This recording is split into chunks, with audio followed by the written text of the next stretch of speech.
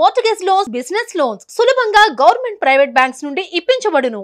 చంద్రబాబు గారి పాపాలు నిజంగా ఒక్కొక్కటిగా కూడా బయటకు వస్తూ ఉన్న నేపథ్యంలో ప్రజలందరూ కూడా చంద్రబాబు నాయుడు గారిని వేలెత్తి చూపించే కార్యక్రమం జరుగుతూ ఉన్న నేపథ్యంలో చంద్రబాబు నాయుడు గారు ఈ మధ్యకాలంలోనే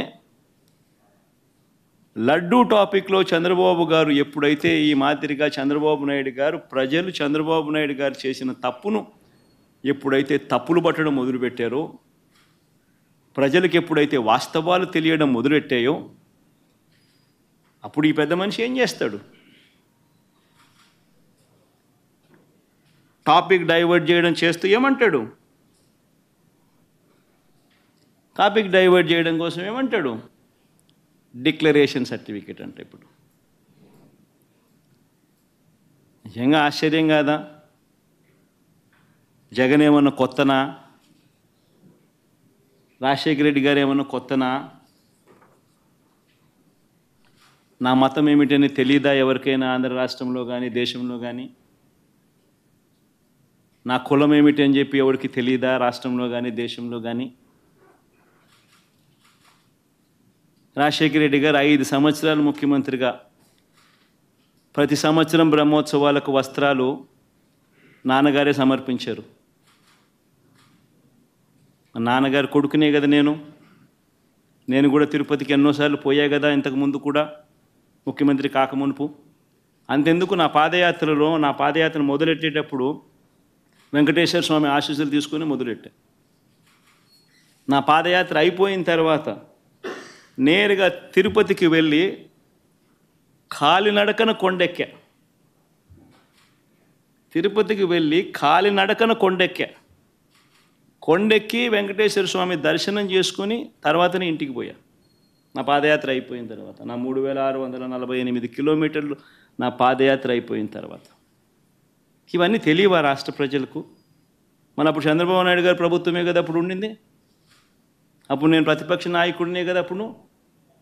మన ఆయన కళ్ళ ముందరనే కదా వెళ్ళింది, తిరుపతి కొండెక్కింది 2 సార్లు.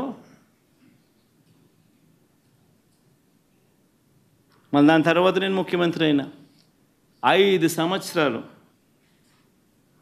తిరుపతి బ్రహ్మోత్సవాలకు దగ్గరుండి వస్త్రాలు నేనే సమర్పించా. వస్త్రాలను నెత్తిన పెట్టుకుని మోసుకుంటూ వెళ్ళి వెంకటేశ్వర స్వామి మీద భక్తి శ్రద్ధలు చూపిస్తూ వెంకటేశ్వర స్వామికి బట్టలు సమర్పించడం జరిగింది. నేను అడుగుతా ఉన్నా, ఫస్ట్ టైం ఎవరన్నా పోతా ఉన్నప్పుడు నువ్వేదో ఇట్లా మాటలు మాట్లాడినా అర్థం ఉంది. 10 సార్లు 11 సార్లు పోయిన తర్వాత ఈరోజు నేను తిరుమల తిరుపతి దేవస్థానానికి నేను పోతానంటే నేను అడ్డుకుంటూ ఈ మాదిరిగా నువ్వు నోటీసులు ఇస్తూ ఈ మాదిరిగా తిరుమల తిరుపతి దేవస్థానానికి నేను పోకూడదు అని చెప్పి ఈ మాదిరిగా నోటీసులు ఇస్తూ ఈ మాదిరిగా మా ఎమ్మెల్యేలకు మా కార్పొరేటర్లకు అందరికీ కూడా ఈ మాదిరిగా నోటీసులు పంపుతూ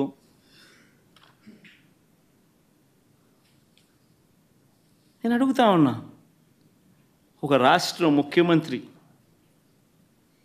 ఇంకా 5 సంవత్సరాలు బ్రహ్మోత్సవాలలో తిరుమల తిరుపతి దేవస్థానానికి వస్త్రాలు సమర్పించిన నేను, ఇన్నిసార్లు తిరుమల తిరుపతి దేవస్థానానికి వెళ్ళిన నేను, ఈరోజు తిరుమల తిరుపతి దేవస్థానానికి నేను రాకూడదట, పోకూడదట.